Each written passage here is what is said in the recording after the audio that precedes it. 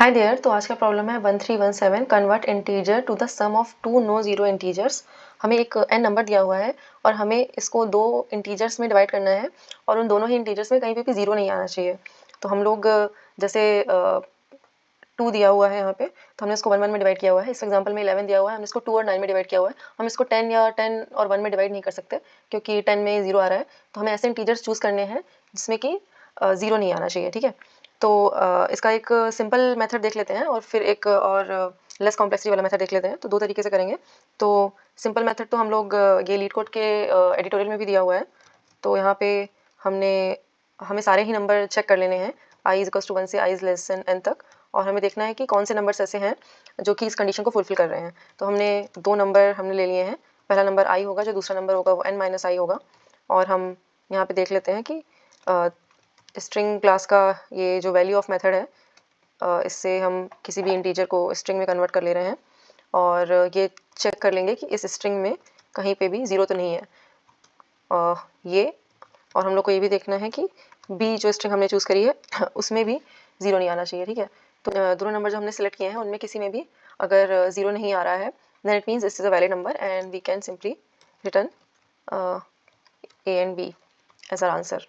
और otherwise loop खत्म होने के बाद we have to return something. तो let's just return an empty array of zero size and let's try to submit it. Okay, तो ये जो सोल्यूशन है इसकी जो टाइम कॉम्प्लेक्सिटी होगी वो ऑर्डर ऑफ n होगी, क्योंकि हम सारे ही वैल्यूज ट्राई कर करके देख रहे हैं। तो मैक्सिमम जो है हमको ऑर्डर ऑफ n तक चलाना पड़ सकता है किसी एग्जांपल के लिए। और इसके बाद अभी एक थोड़ा कम कॉम्प्लेक्सिटी वाला लॉग n कॉम्प्लेक्सिटी वाला सोल्यूशन भी देख लेते हैं। ओके, तो अभी सेकंड अप्रोच देख लेते हैं। यहाँ पे हम लोग नंबर को डिजिट बाई डिजिट बिल्ड करेंगे और हम हर एक डिजिट को जो भी नंबर की है उसको दोनों नंबर्स ए और बी जो हमको बनाने हैं उसमें स्प्लिट करेंगे और बहुत ऑप्टिमली स्प्लिट करना है। तो इसमें कुछ केसेस बनेंगे। तो जो नॉर्मल केस होगा उसमें हमारा हम ए को 1 वैल्यू दे देंगे और बी को जो हमारा रिमेनिंग बचा हुआ डिजिट है डिजिट माइनस 1 वैल्यू दे देंगे। और यहाँ पे हम हर बार में एक प्लेस वैल्यू जो भी हमारी जिस जगह पे भी है वो मल्टीप्लाई करते चलेंगे। जैसे प्लेस वैल्यू हमारी यूनिट्स, डेसिमल्स, हंड्रेड्स ऐसी होती जाती है, तो हम ये वैल्यू जो है मल्टीप्लाई करते चलेंगे अपनी। This will keep on increasing, so it will be like 1, 10, 100 depending on हम कौन से डिजिट को प्रोसेस कर रहे हैं उस नंबर में। तो ये हमारा बेसिक आंसर होगा। लेकिन लेट्स इमेजिन कि अगर हमारा डिजिट की वैल्यू जो है यहाँ पे ये 0 या 1 है, तो इफ़ डिजिट इज़ 0 और 1, तो उस केस में हम लोग कहीं ना कहीं ए और बी में ज़ीरो ले आएंगे। तो हमें इन चीज़ों का ध्यान रखना है। तो इन दोनों केसेस को हम लोग को सेपरेटली हैंडल करना है। तो इन दोनों को हैंडल करने के लिए हम लोग लेफ्ट वाली अगर डिजिट एग्जिस्ट कर रही है तो वहाँ से एक नंबर जो है वो बोरो कर लेंगे। तो 0 की जगह हम 10 को यूज़ करेंगे और उसको 9 और 1 में स्प्लिट करेंगे। तो d will be 10 and it will be split into 1 and 9। और जब हमारा 1 आएगा डिजिट में तो हम उसको 2 और 9 में स्प्लिट करेंगे, ताकि हम ये जो एक्सट्रीम केसेस हैं 0 वाले उसको अवॉइड कर सकें। ठीक है, तो अभी एक एग्जांपल देख लेते हैं जिससे थोड़ा और क्लियर हो जाएगा।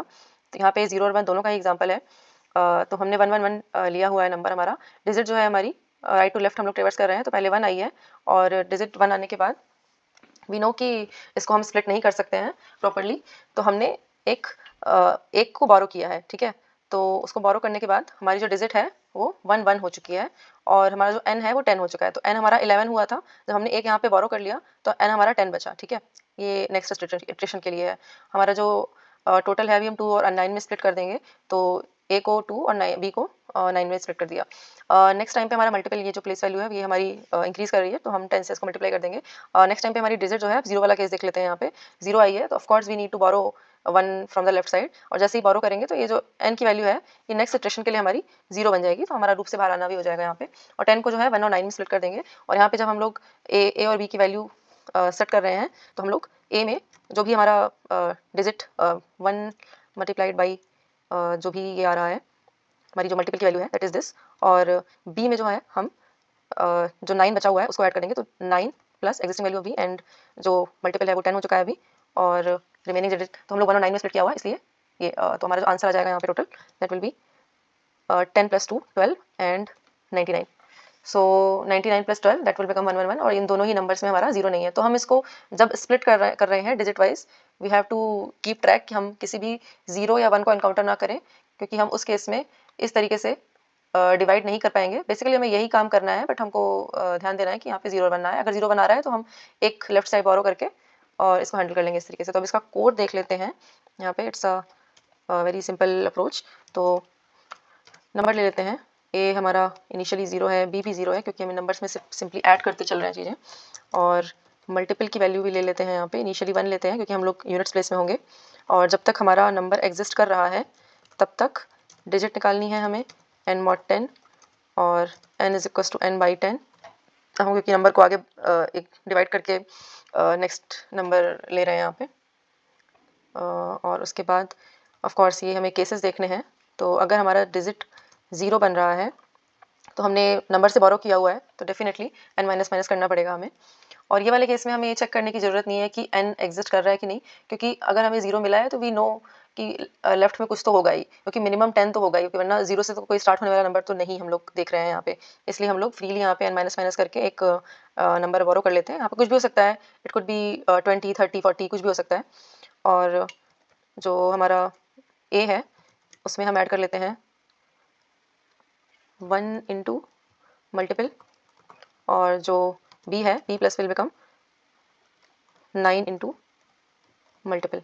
अदरवाइज अगर डिजिट हमारा 1 है, वो वाला केस भी कंसीडर करना है हमें, और इसमें भी n माइनस माइनस। लेकिन इस केस में हमें ये चेक करना पड़ेगा कि लेफ्ट में कोई वैल्यू है भी कि नहीं।